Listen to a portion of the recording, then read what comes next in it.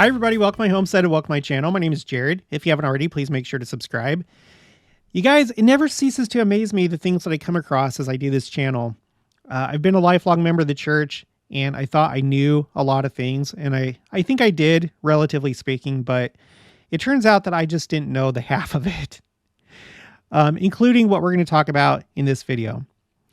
Apparently, at one time, the church was considering making a ship into a temple, like a temple ship that would sail to the different parts of the world to members of the church that didn't have access to a temple wherever they lived, which I think would have been a pretty good solution.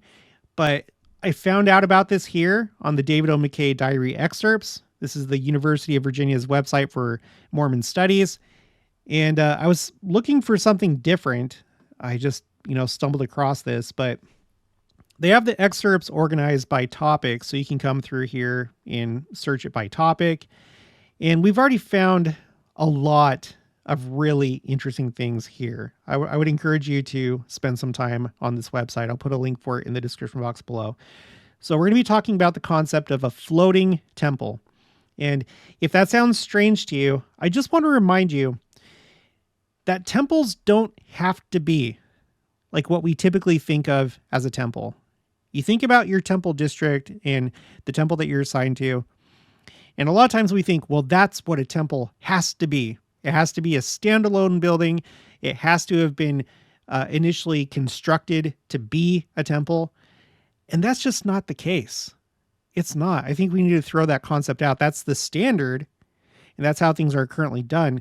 But let me just remind you, the very first temple, like outside the Garden of Eden, which was kind of like a temple place. It was, the presence of God.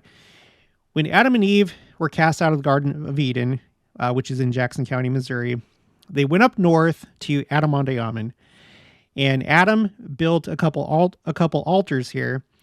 And this really was the first temple place in mortality, the first temple once Adam and Eve had fallen and been cast out of the Garden of Eden. In fact, Tamra, we went there earlier this year, and she lives right by here. And she said that the missionaries there, they call Adam-on-Diamond I think she said the outdoor temple, or like the garden temple. Here's the valley of Adam-on-Diamond, by the way. And this is, it's sacred ground. This is the temple that Adam and Eve had access to. And it was basically those boulders that they had to offer sacrifices. After that, during the time of Moses leading the children of Israel in the wilderness, they had a portable temple called the Tabernacle.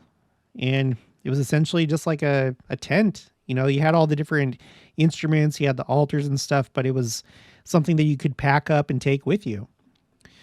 Beyond that, right now we have temples that originally were not constructed to be temples. They were some other building before they were converted into a temple, like the Manhattan, New York temple, which was originally like a multi-purpose stake center. And I think there was other things in there, but it was converted into a temple.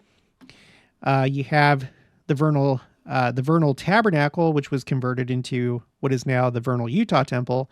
And the same thing with the Provo City Center temple. It used to be a tabernacle. Now it's a temple.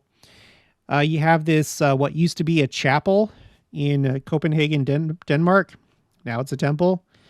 And the most recent example is going to be this Brussels, Belgium temple that is currently like this, what I think is like a commercial building. It's been purchased by the church. It's going to be turned into a temple.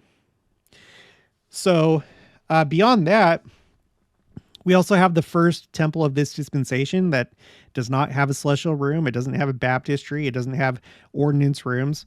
It does have veils, but this was like a different type of temple.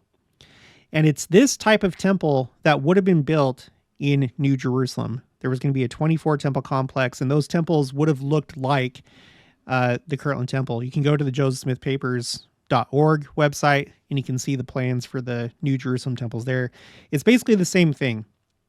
And in fact, one of those temples have been built It's currently being used as a visitor center. It's the Independence Visitor Center, but it was built according to the specifications revealed to Joseph Smith for the temples of New Jerusalem. So at some point in the future, it'll be a temple, but it's currently a visitor center. And then the last example that I have for you is the Joseph Smith Memorial Building, specifically the 8th floor. So normally, the First Presidency and the Quorum of the 12, they would meet in the Salt Lake Temple every week. There's a special room for that. In fact, I think there's a couple special rooms for that. But they can't do that right now because it's under renovation. And so they took the 8th floor of the Joseph Smith Memorial Building, which is this building right here, and it's like a temporary temple space. So that's where they meet. So it really shouldn't be too surprising when we look back to the year 1968, and they were considering having like a temple vessel, a temple ship. Okay, so let's just get into it. Friday, the 11th of October, this was 1968, 9 a.m. Meeting of the First Presidency with elders Mark B. Garf, Emil Fetzer, and by the way, he's the one that he was the architect of the Independence Visitor Center, so he was involved in this meeting, and Fred Baker of the building committee present. The matter discussed concerned a unique temple facility for persons in foreign lands and in distant areas of the United States who do not have access to the present temples. Okay, temples. Temple facilities for those inaccessible to present temples. A floating temple. Okay, a floating temple. Mark B. Garf, Emil Fetzer, and Fred Baker of the building committee met with the First Presidency and presented to them a proposition pertaining to taking a temple to members of the church in foreign lands and also to distant areas of the United States who cannot afford to make the trip to one of the temples. Brother Garf mentioned that over a year and a half ago, President McKay had given the building department the assignment to look over the temples and to come back with a recommendation as to what our program should be in the matter of providing new temples and how we could accommodate our people who wish to go to the temples. Brother Garf mentioned that upon permission of the brethren, he had made a trip into the Far East and the islands of the sea, that he made a trip from Alaska to Hong Kong, from Hong Kong to the Philippine Islands, and from the Philippines to New Zealand and Australia, and that he saw a great number of our people who would never have the blessing of the temple. Or at least that's what it seemed like back in 1968. As of right now, they're pretty much covered. He said there was a great wonderment in his mind as to how he could take care of these people because he knew it should be impossible to build temples in all these areas. And from an economic standpoint, it would be infeasible. Now, just really quick, you guys, I'm not going to fault him for thinking this, but this is something I think that we do when we think about the future. I've noticed that whether it's you or me or experts, none of us in mortality are really that good at predicting the future. That's just how it is. Let's see, LDS Temple map. Let's take a look at this. So as of right now, in 2024, this is what the map looks like. If we look across the world and see where we have temples and where temples are announced and under construction. So there's the Philippines. You know, we have one in Hong Kong and we have one coming to Shanghai. We have them in Japan. We have them all across the Pacific and all across the world. And Africa is really starting to light up with temples. So there's a lot going on. So I can't fault him for thinking that way, but he couldn't see the future, and neither can we. So I think we need to be careful when we think about what can or can't happen or how long it'll take, because it may surprise us. Okay. Brother Garf said that at the request of President McKay, he made a study of this situation and had reported back to the president, and that now he would like to show the brethren the results of his study and also his recommendation. He mentioned that in the church, 52.7% of the members of the United States are in a reasonable distance from the temple, that 1,370,000 can go to the temples, that There are other temples within reasonable distance outside the United States, but that is only 7.2%. There are 30%, or 785,000 people, who do not have access to a temple. These people are scattered anywhere from Alaska, on the East Coast, in the islands of the sea, Australia, Korea, in areas where the people haven't the money to go to the temple because they are so far away. Elder Garf said that he felt that what we should do is bring the temple to the additional membership of the church. He said it was the committee's proposal that he buy a ship and outfit the ship and make it a temple ship, and that we take this ship to the ports of the earth where our people are. He said that with the ship, we could outfit a temple and take that temple to 30%. Included in the 30% should be the people of the United States who are not accessible to the temple and those throughout the world. He said that this could be done for between $1.5 million and $2 million, that a ship could be purchased and remodeled, and that we could get the crew and could sail the seas at about $500,000 a year. This would mean that there are 50,000 Melchizedek priesthood members in the church that we would reach by bringing the ship to them in these ports, and in addition, their wives and children. He said there are plenty of people in the church who would be willing and who are able to serve as captain and crew members. In this manner, he said that we could take a ship to the people of the earth for less money than it costs us to build a temple anywhere in the United States or elsewhere. He thought that they could get this thing underway within a year and could buy the ship and rig it up for our purposes. Brother Baker said that the thing that had led him to consider such a proposal was that as they looked activity-wise at our existing temples today, they found that the temples outside the United States are being utilized mostly for living endowments rather than vicarious work for the dead. He said he did not think that they had ever been in a country considering building matters that a mission president, stake president, or someone else hadn't said that they had picked out a beautiful site which they thought would be wonderful for a temple. I don't really know what that means. Is he saying that the reason why temples outside of the United States are doing endowments for the living is because they're so busy, because you have people coming in from these different places, because there's such a strain on temples, there's such a high demand? So I don't know. Is that what it's saying? I don't know.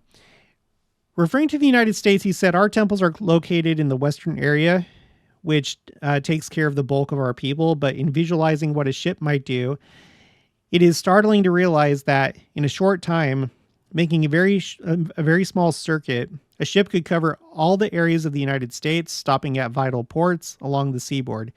He said the idea should be that the ship would be scheduled in these ports for a certain length of time, and that the stakes and missions would be scheduled for certain sessions so that provision could be made for living endowments to be given to worthy members in these accessible areas, as well as work for the dead. He said that such a ship could travel up the Mississippi and the Missouri rivers, and that the entire inland part of the United States could be covered. So that's kind of an interesting idea. You know, before we had the Kansas City Temple, the St. Louis, Missouri Temple, and others in the Midwest. That's an interesting idea. In this way, he said that it would be possible to do away with the pressure that is being brought in the various areas away from the church. Yeah, so there you go. That's probably what he's talking about. Until such areas had sufficient membership to sustain a temple of their own. He said that in areas where there was unrest, we could stay away from such places until the unrest subsided. He expressed the view that once every year, or every 18 months or 19 months, we could touch all of these particular areas with the vessel. So imagine that scenario. Imagine that you live somewhere and you have to wait until next year. It's like, oh, we missed the ship this year. We missed the temple ship this year, so we're going to have to wait until next year. They should be here next March. In answer to a question as to whether the ship would fly the American flag, it was stated that it would not be the intention to do this, that if it were to sail under an American flag, it would cost 3 to 4 times the amount involved than if it flew under a foreign flag. So that's kind of interesting. If this had happened, I wonder which flag it would fly. Okay, they thought there would be no problem at all in getting getting temple workers who would take care of the ordinance and temple ceremonies on board ship, nor in getting members for the crew. He mentioned that we have many seamen and Navy men who like the sea and would be delighted to serve on a ship of this kind. The brethren stated that they had such a ship in mind, which is a 1,000-ton ship, and that they had made investigation to see if it was possible to put a temple facility in this particular vessel, that it was 4 decks, and Brother Fetzer explained to the brethren how the ship could be remodeled in such a way as to provide the necessary rooms and facilities for temple work, which would be separate and apart from the space that would be occupied by the crew, and would provide necessary staterooms for passengers, waiting rooms, initiatory ordnance rooms, etc. It was stated that the complete ordinance could be presented on either tape or film, and this would be like our ordinance rooms in our new temples. In addition, there would be ceiling rooms provided, and it was thought that it would be possible to accommodate 3 companies a day on the ship. So they didn't say anything about a baptismal font. I doubt that would work on a ship, but what do I know? They didn't talk about it. But I'm guessing that they probably wouldn't do a baptismal font. Okay. Now here we go. Now here comes, some of the pushback. Elder Dyer, again, we've been talking about him a lot lately. He's the one that was made an apostle, but he was not in the Quorum of the 12. And then shortly after that, he was a member of the First Presidency as like a third counselor. And he had this special mission to purchase lands and prepare the lands of Missouri, like Adamondayaman, far west.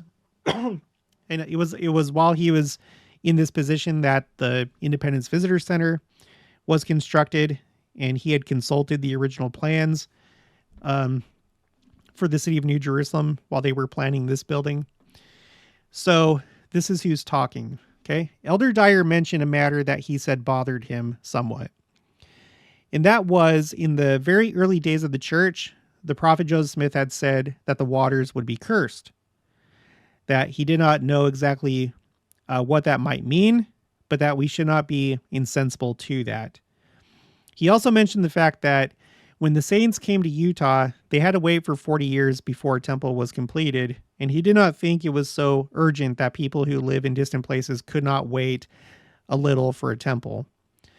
Elder Dyer said he thought this was a wonderful study that had been made, and he realized that it might present an answer to an existing problem. We're going to come back to this concern in just a little bit about the curse on the curse of the waters. There's a section in the Doctrine and Covenants, I think it was section 61, that talks about the destroyer going upon the face of the waters, and we're going to look at what that means. So anyway, but he had that concern. He's like, well, in Doctrine and Covenants, it talks about the destroyer upon the face of the waters. So we'll look at that in just a minute. President Tanner said it was his understanding that the brethren of the building committee had merely presented a program for the consideration of the First Presidency, that they were not saying this should be built or any other temple should be built, that they had made a careful survey in accordance with the president's request and are merely reporting the results of their survey and study. Elder Garf said that if the brethren would like them to do so, they could pursue this matter further and bring actual costs and loot for a desirable ship. The brethren said that they should not do this at the present time. The brethren were agreed that the matter was deserving of careful consideration. Okay, and then it goes on. Minutes from President Alvin R. Dyer. Meeting of the First Presidency with President McKay. At 9:30 a.m., a meeting was held with President McKay in his apartment, which was attended by President Tanner, President Smith, myself, which is Alvin R. Dyer, Brother Joseph Anderson, and the 3 members of the church building committee. Temple on an ocean-going vessel. For nearly 1 hour, the brethren from the building committee made a presentation suggesting the purchase of an ocean-going vessel, which vessel was to be equipped for temple ordnance work, and then sail to the various points strategically located throughout the earth, where Latter-day Saints, principally in remote areas, would have access to the temple endowment. It was reported that this project would cost approximately $2 million and could be maintained throughout the year at a cost of about $500,000 per year. That crews could be recruited by simply calling various members of the church to a 12 or 18-month mission. Imagine serving on that mission. That'd be interesting. And that the members of the crew on the boat would not be the same as those that would be called to officiate in the temple ordinances for people throughout the earth.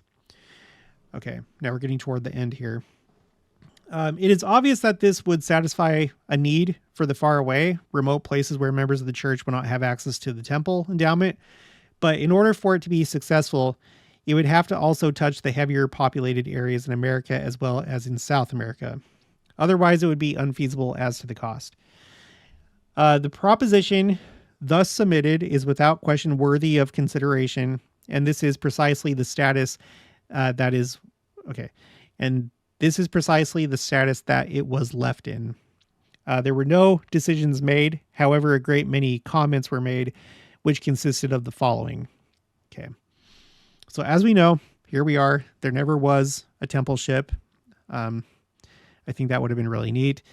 But this is the things that they were kind of like thinking about and debating about.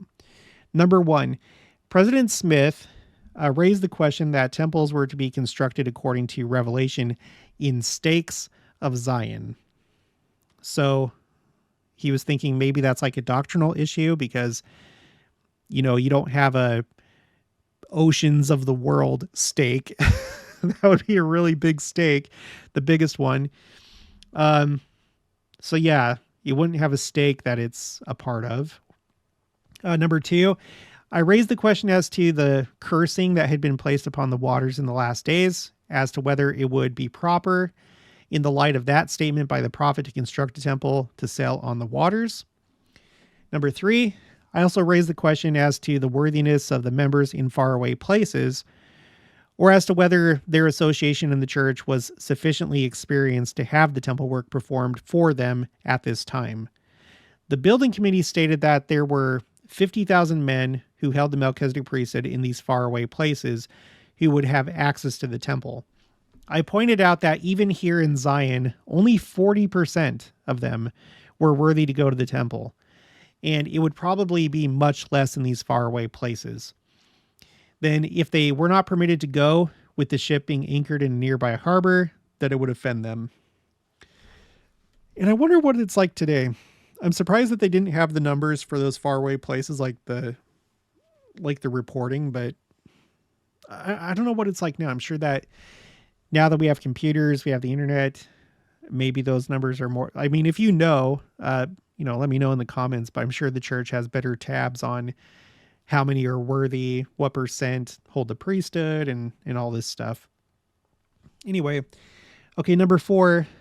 The question also arose as to why we should be so pressing and introducing such urgency methods to get the temple work done for people in remote places, since most of the temple work will be accomplished in the millennium, and no one will suffer who is worthy to receive the endowment, and that we sometimes were pressing these matters.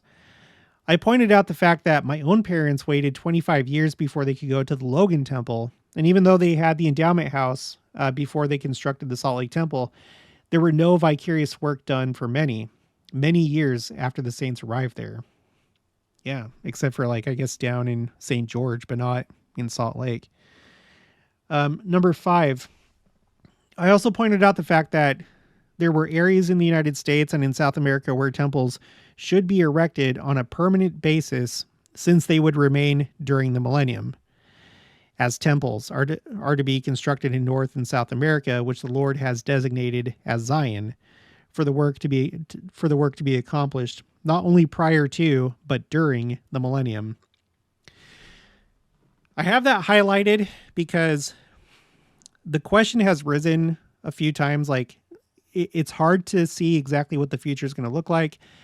There's going to be massive destruction. There already is from natural disasters and stuff like that. But when we read scriptures about the burning, like the burning of the wicked, and also the elements melting and the earth becoming smooth, like the high places being made low and the low places being made high. Like, is that going to destroy all the temples across the world? But no, it seems to me, and this is just the latest example, that the temples are built to last through the millennium. So I've taken this quote from Alvin R. Dyer as he's talking to President David O. McKay.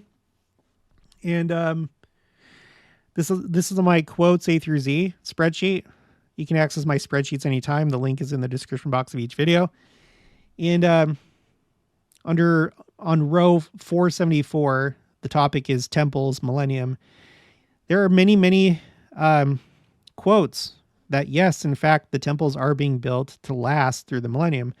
The first one that I have is from Brigham Young, talking about the Salt Lake Temple, which was, under construction, and how his intention was for it to last through the millennium. And I have this one from Alvin R. Dyer.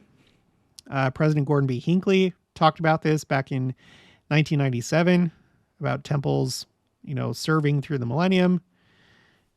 We also have Brent Roberts, the managing director in the Special Projects Department. He quoted President Nelson, how President Nelson's intent is for the temples to last into the millennium. And then a quote from President Nelson himself. This is this would be the October 2021 General Conference, the Temple and Your Spiritual Foundation. I might as well just read this one because it's short. We are sparing no effort to give this venerable temple, which had become increasingly vulnerable, a foundation that will withstand the forces of nature into the millennium. Talking about the Salt Lake Temple. So anyway, if there's any doubt about that, the temples, it seems like they're going to survive. And then the last one, number 6. Finally, while this project appears to have great merit on first thought, the more it is thought about, the more problems would seem to arise. However, the matter was left to further consideration by President McKay and the first presidency. And then, of course, it never ended up happening. So, but it's really interesting that they were really considering this. And they were talking about the doctrine and some of the practical issues. So to finish this off, let's talk about the destroyer upon the waters. So this is what President Alvin R. Dyer had an issue with. So in Doctrine and Covenants 61, it talks about this. Let me just read a few of the key verses. But verily I say unto you that it is not needful for this whole company of mine elders to be moving swiftly upon the waters, whilst the inhabitants of either side are perishing in unbelief. Nevertheless, I suffered it that ye might bear record. Behold, there are many dangers upon the waters, and more especially hereafter. For I, the Lord, have decreed in mine anger many destructions upon the waters, yea, and especially upon these waters. Nevertheless, all flesh is in mine hand, and he that is faithful among you shall not perish by the waters. Okay, later on, it says, Behold, I, the Lord, in the beginning blessed the waters, but in the last days, by the mouth of my servant John, I cursed the waters. So let's see what that's talking about. So in the beginning, he blessed the waters. The footnote takes us to Genesis chapter 1, verse 20. And God said, Let the waters bring forth abundantly the moving creature that hath life, and fowl that may fly above the earth in the open firmament of heaven. Okay, so in the beginning, it was blessed. But then my servant John, through him, they were cursed. That takes us to the book of Revelation, chapter 8, verses 8 through 11. And the second angel sounded, and as it were, a great mountain burning with fire was cast into the sea, and the third part of the sea became blood. And the third part of the creatures which were in the sea and had life died, and the third part of the ships were destroyed. And the third angel sounded, and there fell a great star from heaven, burning as it were a lamp, and it fell upon the third part of the rivers and upon the fountains of the waters. And the name of the star is called Wormwood, and the third part of the waters became wormwood, and many men died of the waters because they were made bitter. Okay, so blessed in the beginning, cursed in the last days. Continuing, wherefore the days will come that no flesh shall be safe upon the waters. And it shall be said in days to come that none is able to go upon the land of Zion, upon the waters, but he that is upright in heart. And as I, the Lord, in the beginning cursed the land, okay, so now we're talking about the land, cursed the land, even so in the last days have I blessed it. Let's take a look at that. So cursed, Moses, chapter 4, verse 23. And I said unto Adam, I, the Lord God, said, because thou hast hearkened unto the voice of thy wife, and hast eaten of the fruit of the tree of which I commanded thee, saying, thou shalt not eat of it, cursed shall be the ground for thy sake. In sorrow shalt thou eat of it all the days of thy life. And then in the last days, blessed. Doctrine and Covenants 57, verses 1 through 5. Hearken, O ye elders of my church, saith the Lord your God, who have assembled yourselves together according to my commandments in this land, which is the land of Missouri, which is the land which I have appointed and consecrated for the gathering of the saints. Wherefore, this is the land of promise and the place for the city of Zion.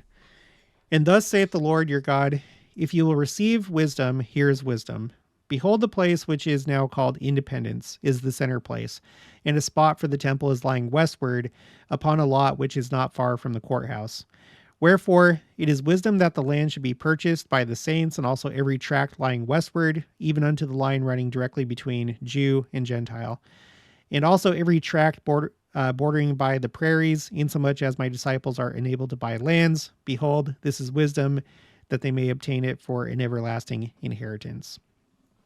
So cursed at the time of Adam, blessed in these last days as the gathering is taking place.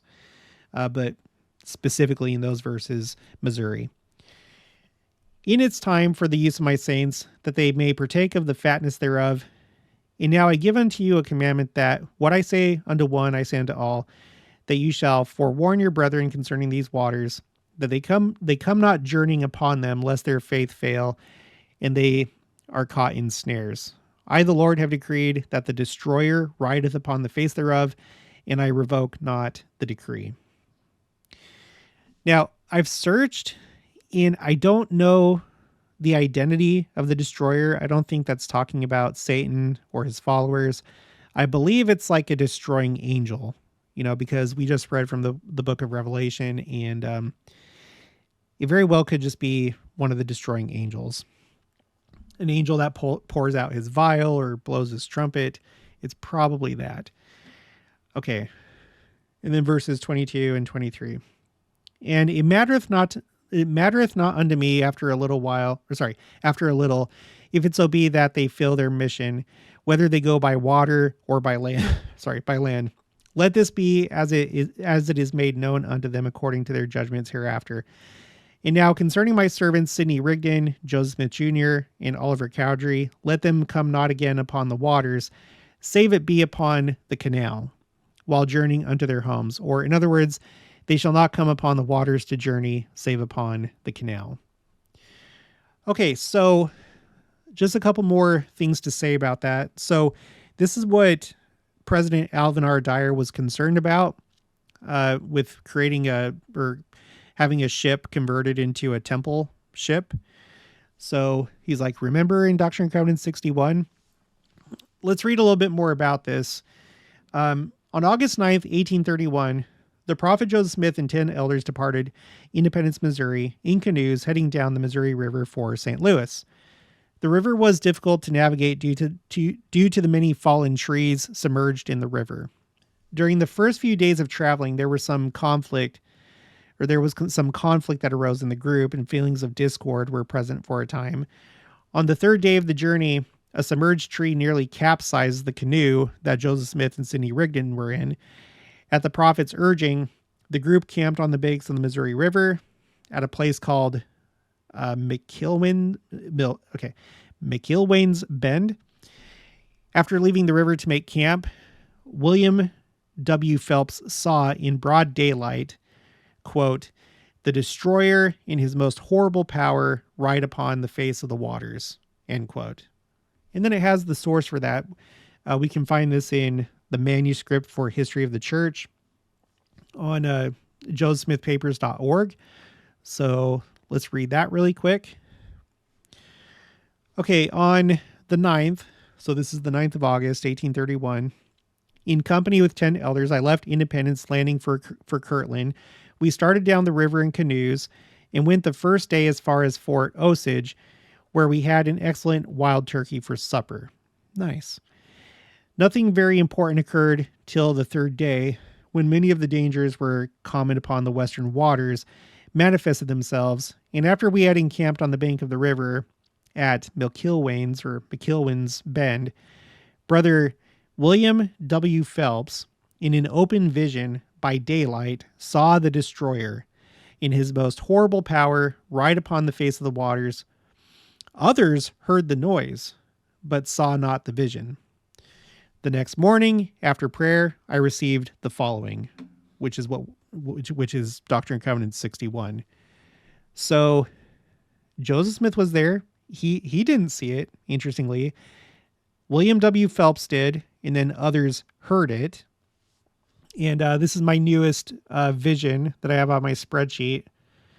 This is my spreadsheet called Quotes, Visions, and Visitations. If you're new to my channel, this is a timeline of visions, visitations, dreams, near-death experiences, and end-of-life experiences of general authorities, or those that they have basically confirmed was a true experience. And it's a timeline of all these different accounts. So this is a new one on the spreadsheet, and it's a new one for the 1930s. At the very bottom, I have this tally by decade. And so for the 1830s, this is the 25th account that I have. And I have a total of 78 at this point. Okay.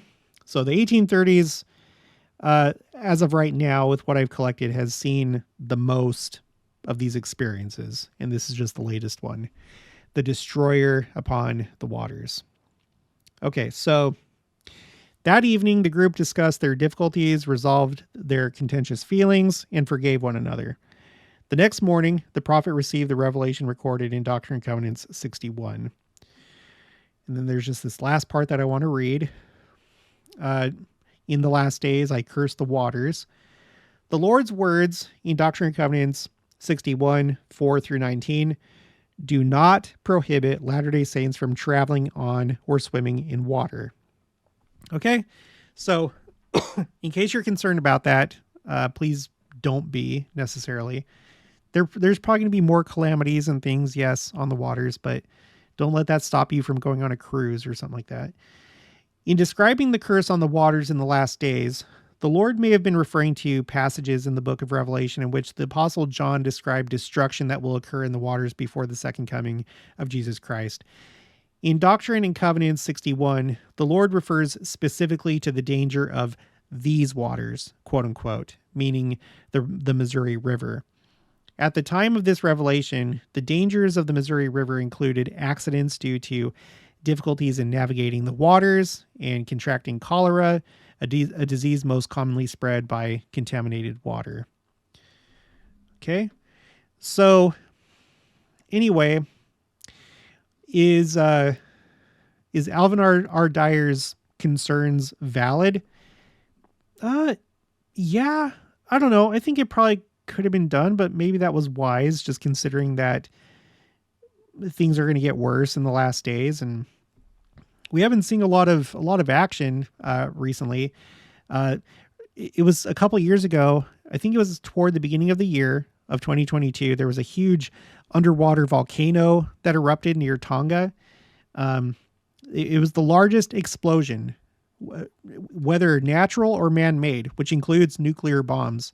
The largest explosion ever measured on Earth by modern instruments. And there have been tsunamis. There was like the big tsunami that hit Japan in 2011. There was the big tsunami that hit Indonesia back in 2004, the day after Christmas. So there's been a lot of stuff going on. There's hurricanes and all sorts of things. So, and it's probably just going to increase. So I think that was probably a valid concern. Let me know what you think in the comments below. But ultimately, they decided not to do it. I think this is probably a good reason that if you're going to go strictly by the book, that temples are supposed to go along with stakes of Zion. I think that's pretty good. Of course, the Lord can do anything. He could be like, no, I wasn't. This is like a special. This is an exception. Yes, do a temple ship. He could have said that.